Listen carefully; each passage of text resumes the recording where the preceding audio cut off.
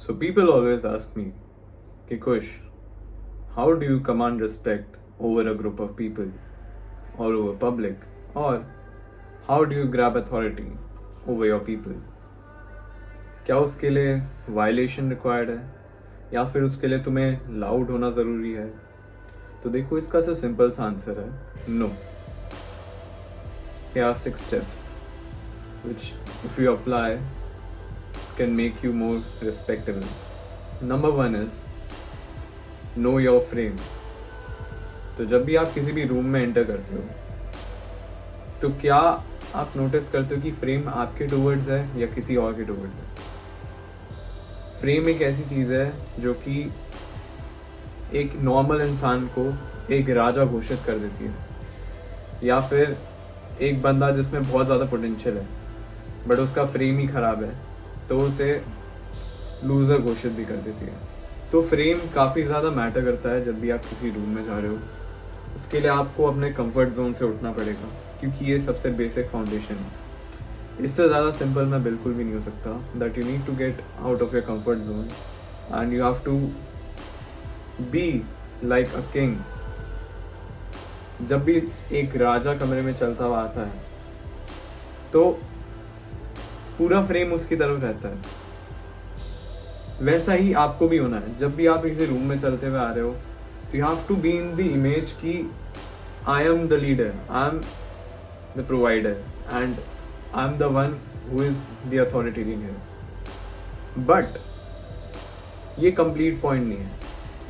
इस पॉइंट को कवर करने के लिए और ज़्यादा कॉन्ट्रास्ट में डालने के लिए मैं और पॉइंट्स डिस्कस करूँगा.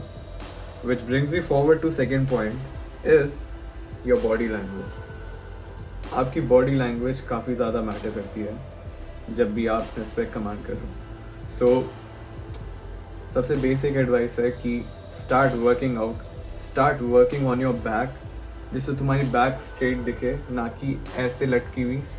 क्योंकि जब आप ऐसे लटके हुए होते हो तो इट शोज सबमिसिवनेस. आप ऐसा प्रतीक होते हैं कि आप बिल्कुल ही वीक हैं, आपकी कोई फाउंडेशन ही नहीं है. तो most of the times you often and up getting bullied, और इवन अगर आप बुली भी नहीं होंगे तो आपको कहीं ना कहीं एक लेस ऑफ अथॉरिटेरियन की तरह देखा जाएगा. तो इसलिए मैं कहता हूँ कि always have workouts in your day. इससे क्या होगा, आपकी बैक स्ट्रांग होगी एंड आप एकदम स्ट्रेट खड़े रहेंगे, जिससे नॉर्मल एक्सपोजर मिलेगा आपको. आप अच्छे से कम्युनिकेट कर पाओगे. एंड जब भी आप स्ट्रेट खड़े होते हैं, जब भी आप अपनी बॉडी को थोड़ा फैलाते हैं, लाइक एक्सपैंड करते हैं, तो it always gives you a sense of confidence.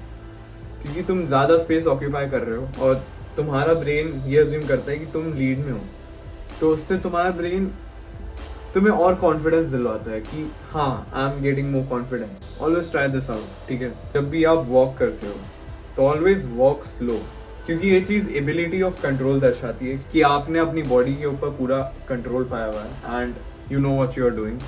So you talk slow, you walk slow and you listen more. Number 3, crush your ego to 0. यहाँ पे तुम्हें ना ही अल्फा मेल बनना है, ना ही सिग्मा मेल बनना है. यू हैव टू रियलाइज कि ये चीज़ काफ़ी पिछड़ी हुई टर्म्स है जो कि जानवरों के लिए यूज़ करी जाती हैं, बट आप इंसान हैं. You have to be like a man, not an animal.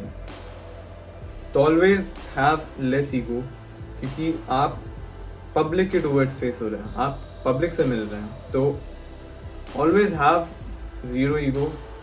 जब भी कोई आपसे बात कर रहा हो तो always be humble to them and always be open with warmth and comfort, ताकि सामने वाला आपके आगे comfort फील कर सके, आपके आगे सेफ फील कर सके. इसके लिए आपकी ईगो को ड्रॉप डाउन करना काफ़ी ज़्यादा ज़रूरी है, क्योंकि यही चीज़ एक अच्छे लीडर को दर्शाता है.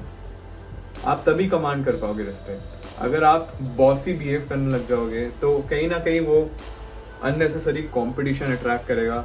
And it's not even about competition, it's about being humble in general. And disrespect भी तुम avoid कर पाओगे काफ़ी हद तक. Number 4, never whine, never complain. I repeat, never whine, never complain.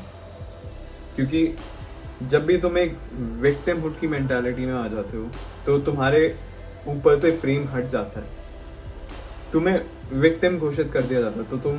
तो सपोज तुम अगर ऐसे बंदे हो जो कि हमेशा बेचारा बन के रहता है, तो वो कभी अथॉरिटेरियन नहीं बन पाएगा। एंड इवन दो तुम्हें डिसरिस्पेक्ट भी नहीं मिल रही, बट तुम्हें एक सर्टेन लेवल ऑफ रिस्पेक्ट भी नहीं मिलने वाली किसी से, क्योंकि तुम इतने केपेबल ही नहीं हो कि तुम लीड कर पाओ।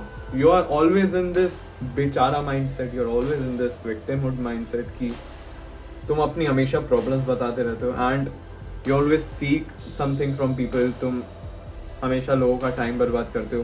पीपल वैल्यू दोज गाइज जो कि कुछ वैल्यू ब्रिंग आउट करें। And that brings me to fifth point which is do something for others.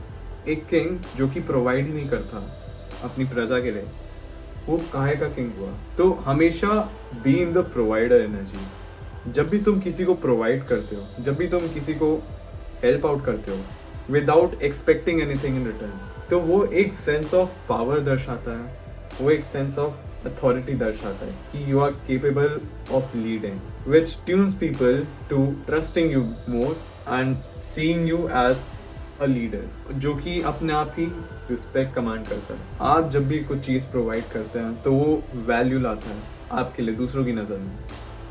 वो लोग आपको एज अ वैल्यूएबल पर्सन देखते हैं। एंड यहाँ पे डिटैच होना इसलिए कंपलसरी है क्योंकि तुम सामने वाले से एक्सपेक्ट नहीं कर सकते कि वो तुम्हें कोई आके हेल्प करे, क्योंकि मैंने पहले ही बता दिया था कि विक्टिमहुड माइंडसेट यहाँ पे नहीं चाहिए। और तुम राजा हो, you are a king, so be like one.